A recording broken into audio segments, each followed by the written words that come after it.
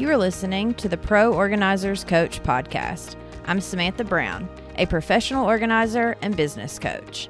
In this podcast, you will learn how to start and scale the organizing business of your dreams. So let's jump in. So welcome back to the Pro Organizers Coach podcast and YouTube channel. Today, I have Amanda Wiebe from Canada. What part of Canada are you from? From British Columbia. In Kelowna. Nice. And so Amanda is a part of the Pro Organizers coaching community, and she has actually come up with her own 3-step acronym to remembering what it's like, or to show her how to organize, because it's important for us to come up with our own steps and the way that we work with clients and, you know, what it is that we do. And I tell my clients this all the time. Every organizer is different. And so every organizer is going to come up with their own system. And today we just wanted to share with you the system that she created, because hopefully it can help you in your business. And so first, Amanda, why don't you tell us a little bit about like the name of your business and then kind of how you got started as an organizer, and then we will go from there. So my business name is Ebb and Flow Organizing. And when I was younger, all I wanted to do was surf, but I have never been around the ocean, so I've only done it a couple times. So I've always liked that kind of ebb and flow kind of lifestyle in a sense. And I thought with organizing, it's really neat because with ebb and flow, it's you try it and then you might have to change something. And you try it again, you might have to change something. So it's not you try it and it works and that's it. Like usually you'll have to tweak and go along. And that's kind of how I wanted to get started, because I'm a teacher by trade. So I'm an elementary school teacher. And I thought it would be really neat, because I love organizing, how cool it would be to go into other people's homes and to help them in their process of organizing. So that's kind of how I got started. It was this year, and a friend of mine was like, yeah, you should just do it. And I was like, do what? And they're like, well, just start your business. And so I kind of just did it. And it was weird, because if you actually want to do something, you can actually do it. It's just stepping forward and doing it. Yes. So it seems very crazy and very strange, but like if you want something enough, you will just make it work. Absolutely. So it's just well, and you're a full-time teacher. You've got 2 little ones, right? 2 little ones, 2 little girls. Yep. So you're mom, wife, full-time employee and teacher. Mm-hmm. And then on top of that, you have still been able to create a business and get yourself started along the way. And I think that's so important for people to remember, is that a lot of times I think people either want to get the business side perfect before they jump, which can have some downfalls too, because sometimes it takes time. Like it's not like whenever you announce to the world, oh, I'm an organizer, that you have a line of people ready to become clients. Like sometimes it takes time of planting seeds. And then on the other side of that is it's nice to go ahead and start it as a side hustle, because you may start and you may not even like it, because organizing for yourself and then organizing for other people are 2 totally different things. And so I love that you've decided to start it as a side hustle. And I just want to give you props for like, you know, doing all the things and like mom, teacher, you know, starting a business, like it can be done. And I'm so proud of you. Mm-hmm. It can. It's a lot, but it definitely can be done. Yeah. Yeah. Awesome. So, and I love the name Ebb and Flow. Like that is such a good name, because it's so true. Exactly what you said. Everything is true, where you have to be willing to go with the flow and figure it out. And because no 2 clients are ever going to be the same. And even with your own children, or even with your own home, if you're organizing, or anything we do in life, really, like it's never the same exact thing. But this whole 3-step process. So tell me a little bit about what made you want to come up with your own acronym for a 3-step process.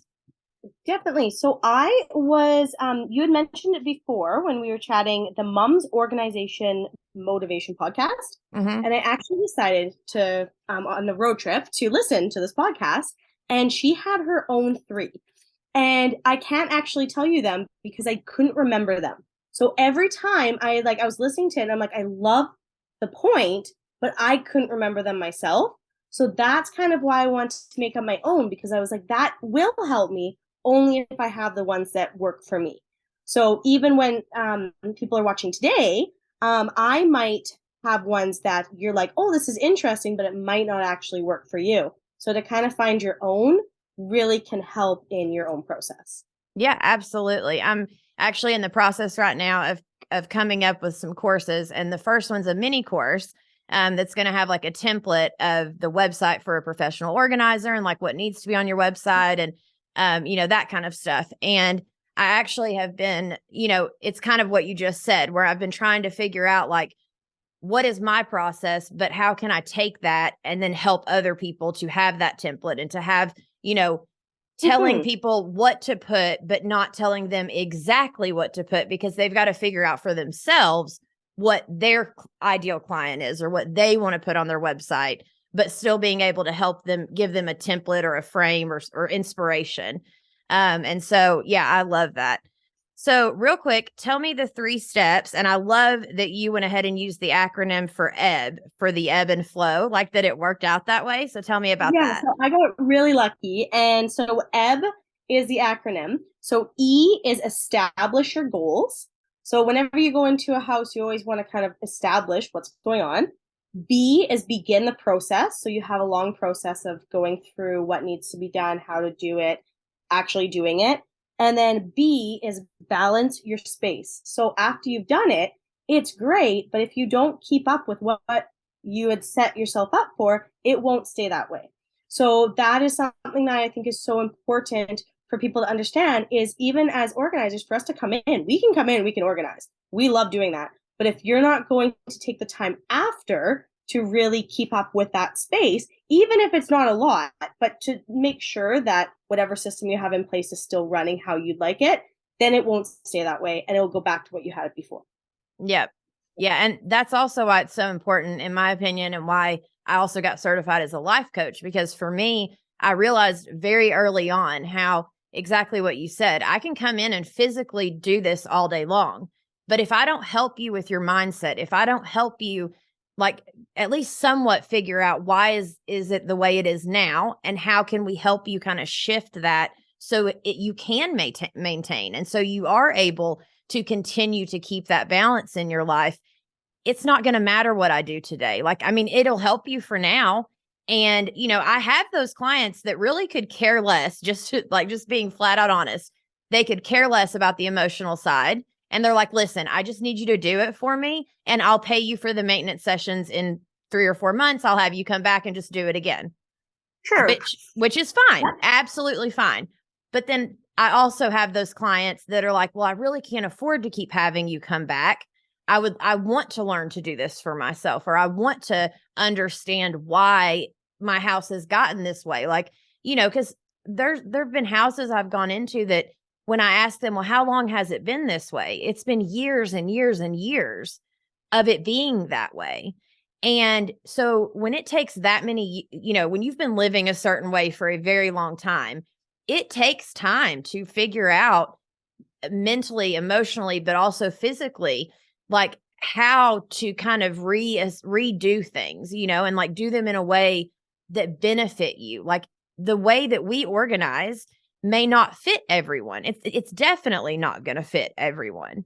Not at all. Yeah, each person. And I think as professional organizers, we have to remember that. And I have a client I've been trying to get to come on the podcast and record with me because I want to remind everyone of the client side of this. Like, I think we get so in our head sometimes of like, oh my gosh, it needs to be perfect, or it needs to be this way, or, even me, I know I leave sessions sometimes and I feel like I didn't get enough done for what I would have wanted to accomplish. But then I talk to the client and they're happy and they're like elated with how much we got done that day. And I'm like, okay, as long as the client is happy, like I have to put my own ego to the side and forget about myself. I have to remember they have to maintain this. They have to remember this. Yeah. And so, okay. So step 1 was establish your goals. Establish your goals. So whenever you're going in, obviously the consultation is always the first step anyways, but establishing your goals is so important because not just with during the consultation of like, okay, well, what space do we start with? But then Mm-hmm. also establishing your goals of, okay, well, now we're inside of that space. What do we want to do in this space? And Exactly. then on top of that, also asking the clients and figuring out for the clients what is important to them. Do they want to actually, like, are they more interested in learning how to do this for themselves? Are they just wanting it, done for them and they could care, like, what type of client they are? So there's so many different pieces to establishing the goals for the client. And then what for you made you put that as your first piece? Like when you go in, how is it that Mhm. you establish your goals? So the biggest thing was that even on my client intake form, I have it where what are your biggest obstacles to getting this space organized, and then what are your goals for the space. So for me, I'm like I usually take those and have in mind what needs to be done, and then once I see their space, because sometimes their space it might be so big that we can only do a short, like a small amount of it. So then to talk through with them and see, well, okay, now I know what your goals are. Now for this space, how can I help you in this space? So I feel like that's the main thing with establishing your goals is how can I help them with their area and the most valuable part of it?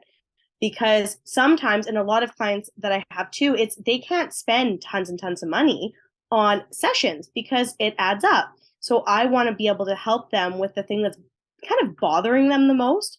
Usually the clients that come to me, they're bothered by their space now. They're ready for a change. So Mhm. I kind of want to help them with the number one thing that's bothering them and then work my way down.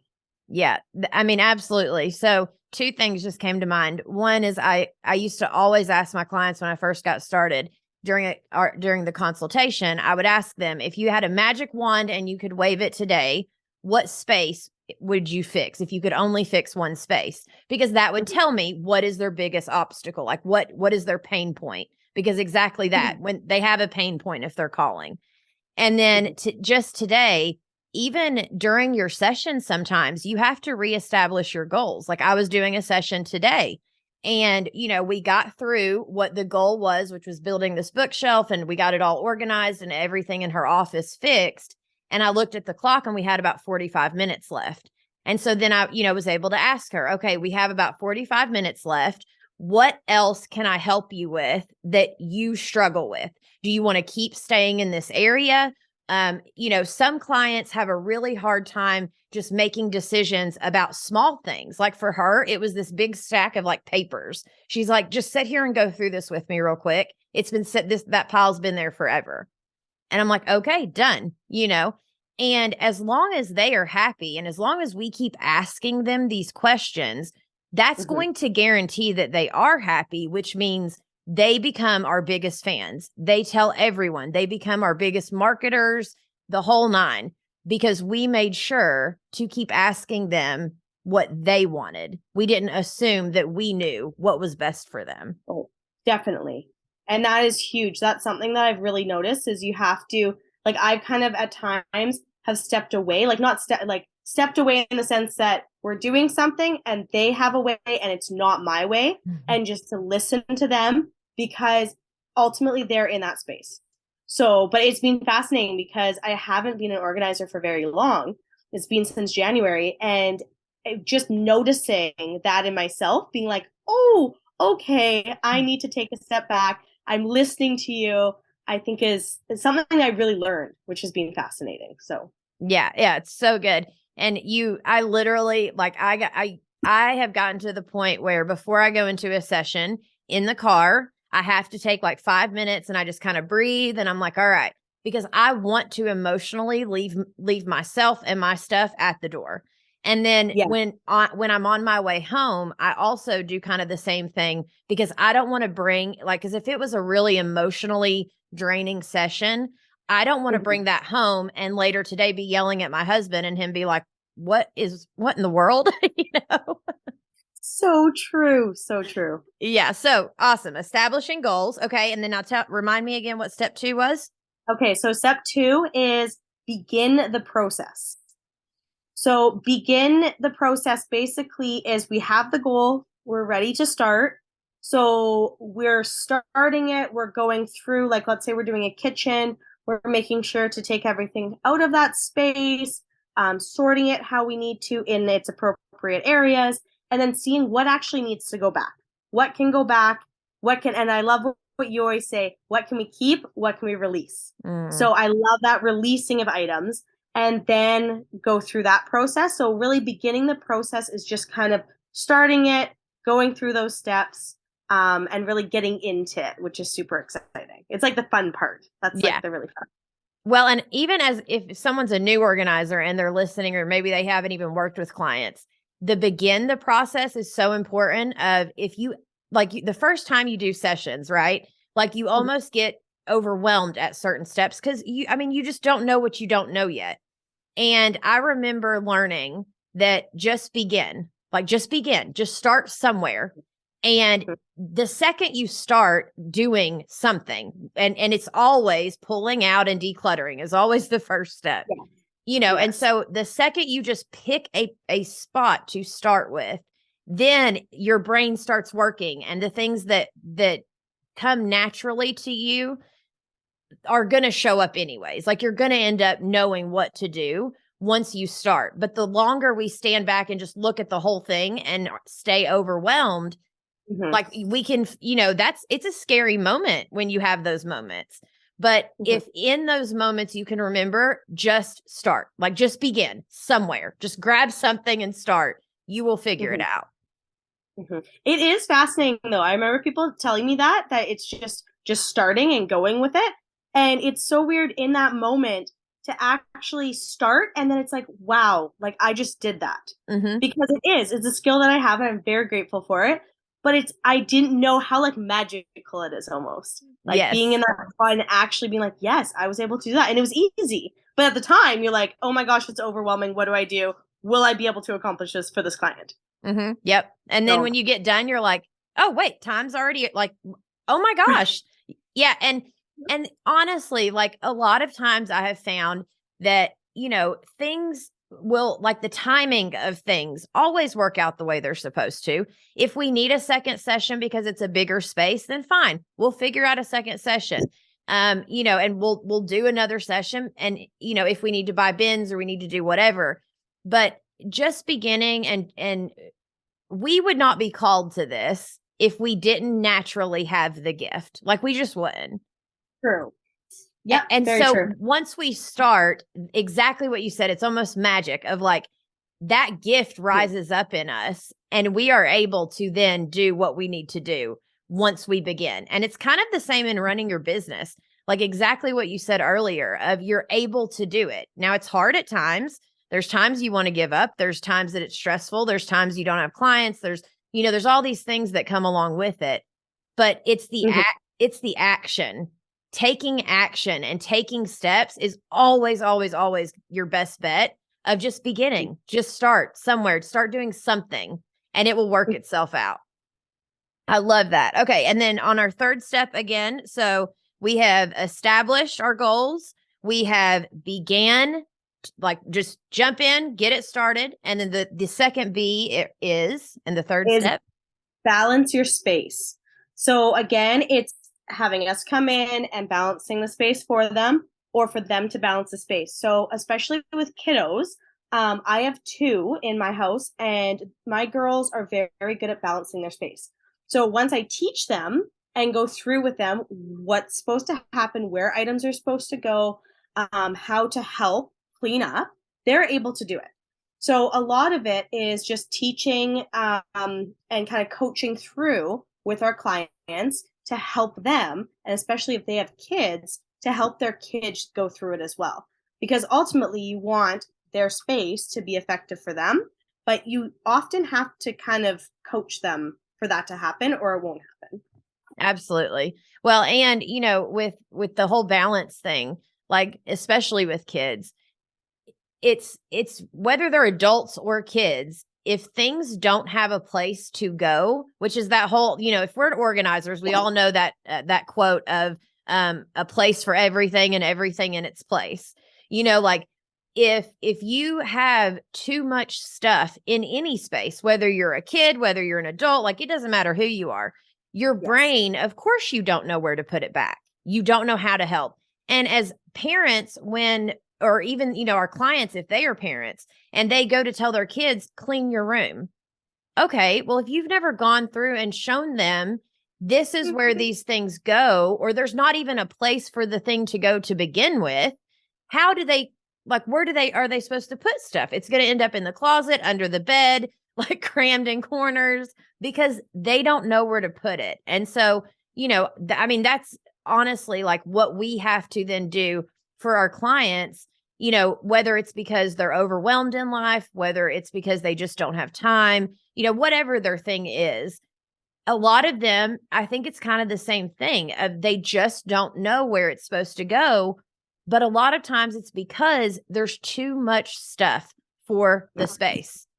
And so finding that balance of enough stuff, but also finding the balance of, okay, where does this item go? So if it gets moved, we can put it back and know where it's supposed to go. So that balance has two very important pieces, in my opinion. Definitely. And I find it very helpful that once you have that space, it takes that like stress out of it. So once you know where something goes, and you don't have to worry about, oh gosh, I have all this stuff to put away or all these things to do. It's just, it has a place, you do that, and then you can move on. And just that time saver is so important that I don't always think people understand is how much time you're saving when you have a spot for something. Yeah. So that actually brings up two good points. One thing is there's a proven fact that the average American, which I don't know if it's Canadians too, but the average American spends 55 minutes per day looking for something, like for whatever the thing is. And so we're getting them that hour per day back. And then there's also the thing of for every like so many minutes organizing, you save so many hours. Like they've done some kind of like study. I was looking at it the other day online, but the point being is that yes, it may take a little bit more time at first to figure it out, but the time, energy, money, you're saving them so much of everything as time goes on, because now instead of having to look for your keys are always hanging where they're supposed to be, or whatever that thing is. And that's what I love about organizing, because I was not a naturally organized person ever. I was more of a kind of cram it in the closet kind of person when my kids were little, and like shut the door and just out of sight, out of mind kind of brain. And so I was also always the person that everyone thought it was funny to be like, oh, you're going to be late to your own funeral and blah, blah, blah. I was that person. Like, so for me to become an organizer, like I love telling people, because I don't want them to think, oh, well, if I wasn't born with this skill, then I can't be a professional organizer, because that is so not true. It can be one or the other. Like you can either be born with this, or it's absolutely a skill that you can teach yourself, because I have completely taught myself how to do this. And now I've taught myself so well, and I'm living it to the point that I am teaching others, so you can absolutely teach yourself how to not only help yourself, but also help your clients. And which kind of leads me to a question of the acronym that you came up with. How was it, or like, why was it important for you to help yourself? Because we've talked about how it helps your clients, right? But how did having an acronym help you? Like, what is it going to do for you, or for the listener? What is it going to do for them if they can find their acronym? So what it did for me was it just broke everything down. So in our busy lives, everything is overwhelming, and it's always nice to have something that's just simple. So it's like Ebb, I know that's in part of my name for my business. And then it was just really easy, like establish, begin, and balance. Like those words really spoke to me, and those I could really remember and actually use. So I think for me, it was just giving me a breakdown of what I'm going to be doing, because it's only a chunk of my life. Like you said, I'm a parent, I'm a mother, I am a teacher, I am this, that, the other thing. Like, I don't have time to have it so it's all pretty and I'm just, oh yeah, I can think of this or I can do this or I can do that. It's, I need to make sure when I'm going to a client's house, okay, we are establishing what you need.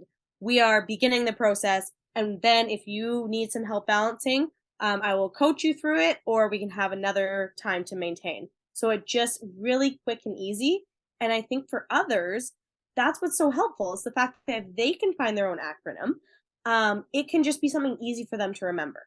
And then if someone likes it, like if someone loves the like ebb, by all means use it. Like that I think is really helpful, because those words to me I find very helpful, because establishing, everyone knows you have to establish, everyone knows you have to begin, and everyone knows you have to balance.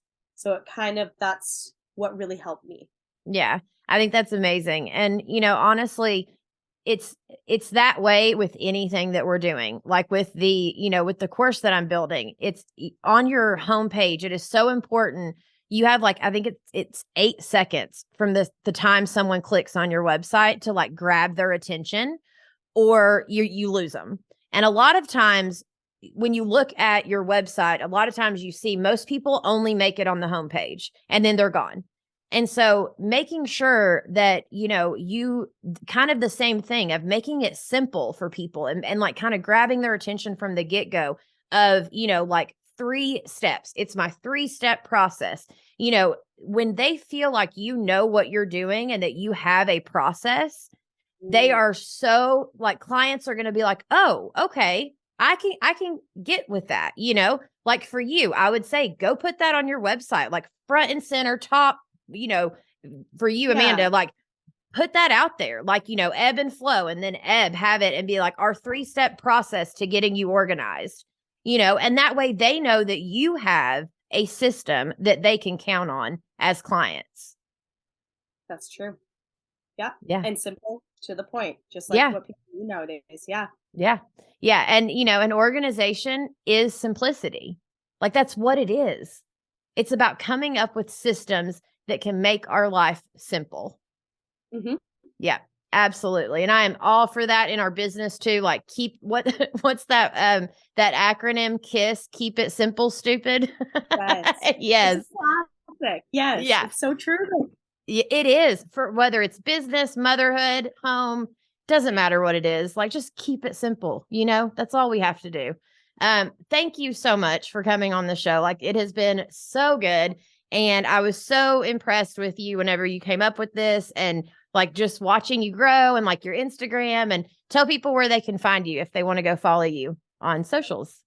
So, my website, which I will be changing it, adding that in, is www.ebbandfloworganizing.ca. And then I'm on Instagram, which if you just type in Ebb and Flow Organizing, you'll find me. Same with on Facebook, which is Ebb and Flow Organizing. I have a little cute little logo where it's just an E and an F and a little circle around it. So super simple, to the point, and I would love for everyone to check it out and see if any of it kind of inspires you. Yeah, absolutely. And we will definitely make sure that in the show notes and, in the notes on the YouTube channel and everything, the links. So we will keep it simple for the listeners to go and follow you. Awesome. Thank you so much. I really appreciate it. Hey, and we love having you in the membership. And if any of you are thinking about joining, come over to proorganizerscoach.com, see what we have for you. And again, we have courses coming very soon. That is what my summer is going to be about, is creating courses to help you start your organizing business. So I will see you in the next one. You have been listening to the Pro Organizers Coach podcast. Go to the show notes to find all of the links mentioned in this episode, and hit that subscribe and automatic download button so you don't miss a single thing. Thanks for listening.